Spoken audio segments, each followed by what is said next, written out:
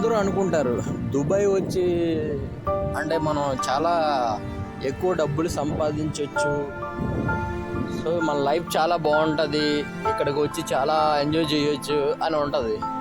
కానీ ఇక్కడికి వచ్చిన తర్వాత తెలుస్తుంది ప్రతి ఒక్కరికి ఎలా అంటే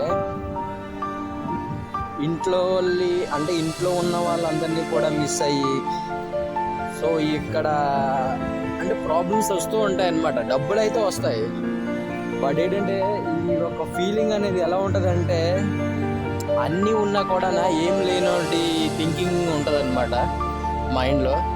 సో అలాంటి లైఫ్ కావాలి అని అనుకుంటే డబ్బుల కోసం అయితే రావచ్చు.